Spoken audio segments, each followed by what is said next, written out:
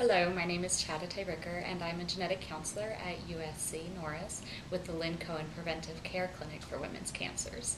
Today I'm here with Margie Pabigian to talk a little bit about what a woman might encounter during a genetic counseling session and to have a similar discussion to what we normally cover at that time. Hi Margie, my name is Charité Ricker. I'm a genetic counselor at USC Norris, and I thought today we could just talk a little bit about what a genetic counseling session is and what the potential kind of benefits and some of the limitations of genetics for individuals who have survived breast cancer or ovarian cancer. Okay, I look forward to that. Great. Well, I understand, Margie, that you have faced and beaten breast cancer. Yes, I'm a survivor. Congratulations. Thank you. Well, when we talk about breast cancer, the vast majority of breast cancer does not occur because of something inherited. Most breast cancer just occurs because as women we're at risk for developing that particular cancer. But we do know that a small percentage, about 10% of all breast cancer occurs because there's a specific gene running in a family where there's an error. And because of that error, individuals who inherit it have a higher risk for developing breast cancer over the course of their lifetime. Now, the most common cause of inherited breast cancer are errors in two genes that are called BRCA1 and BRCA2, which you may have heard. They've been in the media a lot recently. And those are two genes that we all have. It doesn't matter if we've had cancer or haven't had cancer. For male or female, we all have those genes. Okay. But some people inherit errors in those genes.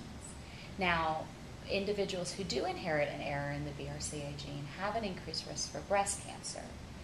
And it's about 8 times the average woman's risk. Wow, I didn't realize it was that high. So it's incredibly increased over what we normally know a woman to have.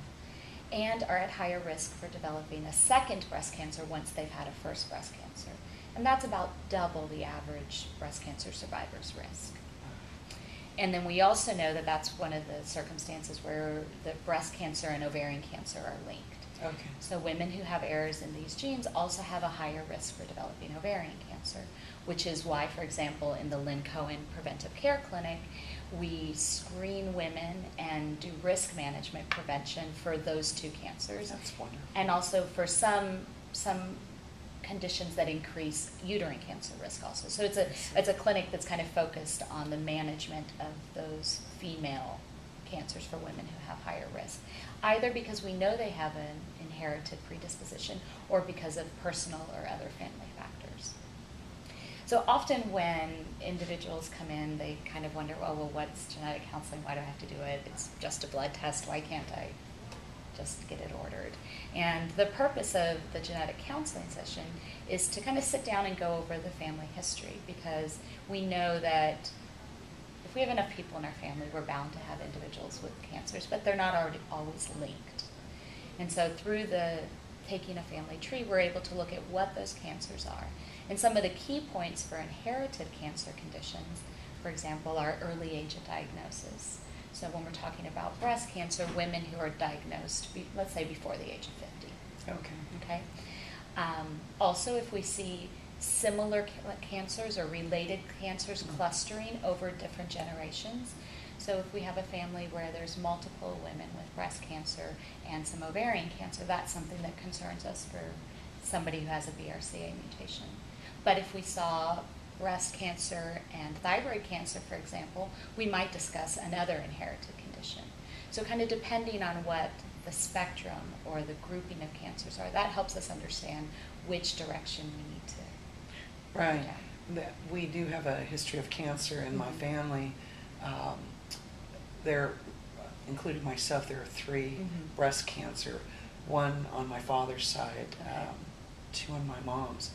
But in addition to that, there's a variety of cancers. So this is really interesting to me because of my family. Well, and you actually bring out a great point, is when we talk about inherited conditions, we're not just concerned about female side of the family, but also the father side of the family, because these cancer predisposition genes men carry and can pass on errors without even really knowing. My father passed away from cancer also. Okay. What type of cancer did he have? It started as prostate Mm-hmm. cancer and then metastasized throughout. Okay. We lost him. But my mother didn't have cancer. Mm-hmm. Yet many of her siblings Right. had different types of cancers. Okay. So, And that's a very, I think, common situation for Mhm. individuals who get referred to go talk to a genetic counselor, is kind of a variety of cancers in the family. sure. And the purpose, we hope, is to kind of look at those and say, well, this might be related, but this is something that we're not concerned about being related to a strong inherited condition. Okay. And then after reviewing the family tree, we're able to say, using some tables and models that are available, say, okay, based on this, your chance of having a BRCA mutation is X Mhm. amount. And then we can talk about some of the pros and cons of testing. Do you want to know? What's the purpose in knowing? Who might benefit? How would it change your management? Mhm. Is there a purpose in, sometimes women who are diagnosed and are sent to counseling in the context of their cancer diagnosis might make different decisions for their surgery in the context of their treatment. Oh, I see. So for Interesting. for different individuals, it's different. You're Yeah. post treatment and you're through that, and so your concerns and reasons for going through something like genetic counseling are probably different than somebody who has been recently diagnosed. Absolutely. I see that. So I think that probably what I would say the most important piece of sitting down to talk to somebody about your family history and to have genetic counseling done is to kind of get a better sense of what might be the story Mhm. underlying the family history. And for every family, testing isn't indicated, and for some people, testing isn't the right choice at that point in time.